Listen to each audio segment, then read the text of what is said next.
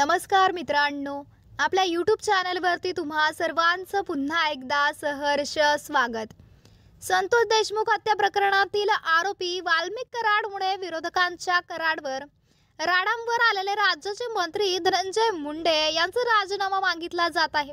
त्यात सामाजिक कार्यकर्ता अंजली दमानिया यांनी धनंजय मुंडे यांच्यावर कृषी साहित्य घोटाळा प्रकरणी खळबळजनक आरोप केले होते।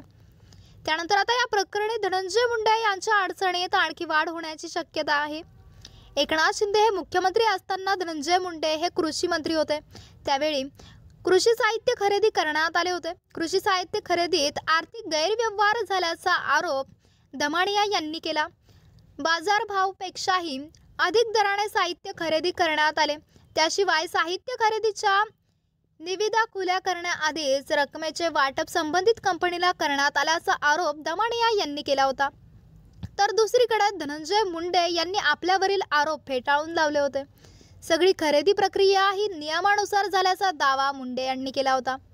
धनंजय मुंडेवर आरोप झालेल्या वादग्रस्त कृषी साहित्य खरेदी प्रक्रियेबाबत महत्त्वाची बातमी आता समोर आली आहे। ती म्हणजे कृषी साहित्य खरेदी करण्याआधी तत्कालीन खात्याच्या सचिवाची बदली करण्यात आली होती।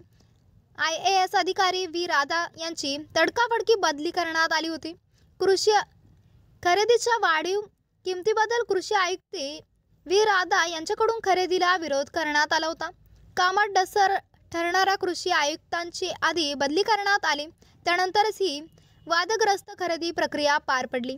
IAS अधिकारी व्ही राधा या कडक शिस्तीच्या अधिकारी म्हणून ओळखल्या जातात। पंतप्रधान नरेंद्र मोदी आणि मुख्यमंत्री देवेंद्र फडणवीस यांच्यासोबत व्ही राधा यांनी काम केले होते। स्वच्छ प्रतिमेच्या अधिकारी म्हणून त्यांना ओळखले जाते। व्ही राधा यांच्या बदलीसाठी धनंजय मुंडे यांच्याकडून वारंवार दबाव टाकण्यात असल्याची चर्चा सुरू आहे। तर मित्रांनो, आपल्याला काय वाटतंय? आपली प्रतिक्रिया आम्हाला कमेंट बॉक्सच्या माध्यमातून नक्कीच कळवा।